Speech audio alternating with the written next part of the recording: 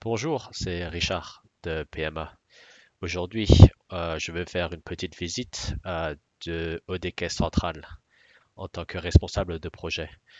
Nous discuterons comment changer la langue, de la différence entre les utilisateurs web et les utilisateurs mobiles, et de la progression des formulaires d'ébauche à la publication. Voici la page d'accueil d'ODK Central. Vous pouvez voir que je suis l'utilisateur Richard Nguyen. Et en bas, vous trouverez une liste des projets auxquels j'ai été affecté. Une chose à noter, c'est qu'il y a un menu de langue et que je peux changer de langue, y compris en anglais, et revenir en français. Une chose à comprendre à propos d'ODK Central est la différence entre les utilisateurs web et les utilisateurs mobiles.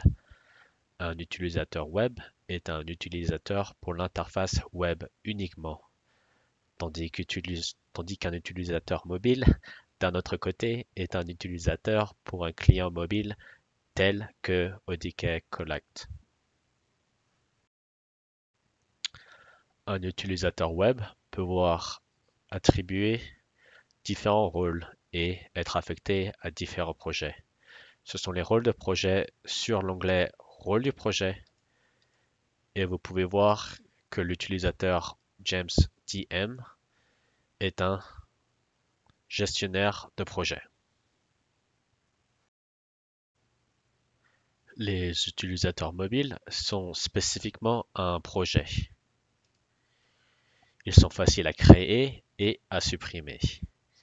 Un utilisateur mobile peut être créé pour une personne spécifique, comme George Washington, ou pour une classe de personnes comme Data Collector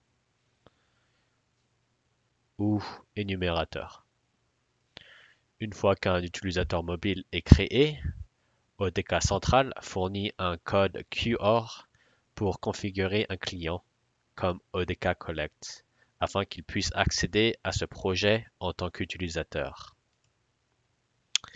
Il s'agit du code Managed, tandis que le code Legacy est héréditaire. Dans un projet, nous pouvons ajouter un formulaire en cliquant sur ce bouton Nouveau et en téléverser un fichier Excel ou XML.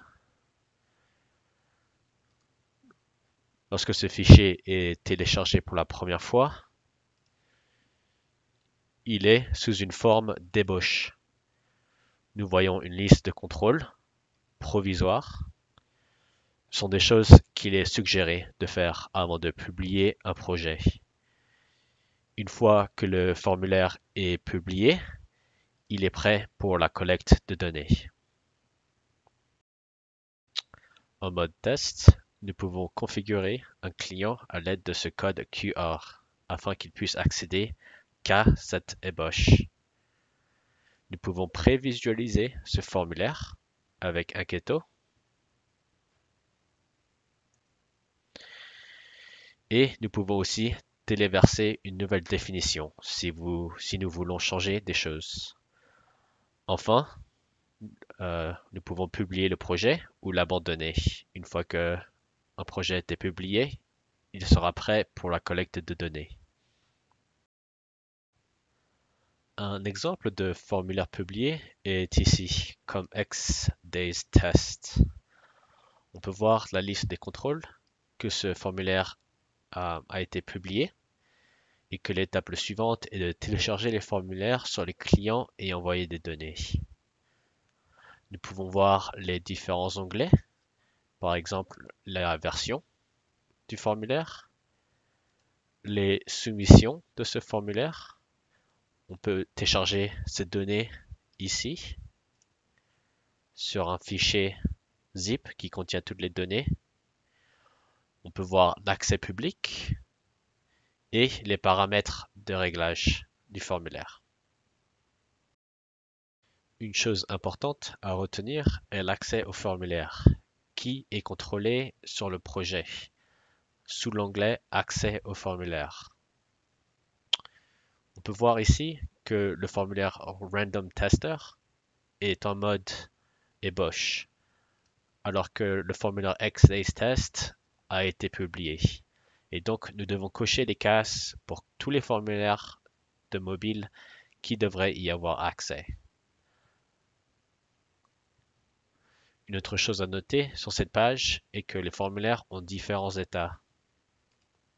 Ils sont ou ouverts, ou fermeture, ou fermés. Donc pour finir, ODK Central a beaucoup d'informations utiles sur cette interface. Essayez de lire ce qui se trouve sur la page ou de cliquer sur les liens pour obtenir plus d'informations sur ce que vous voulez faire.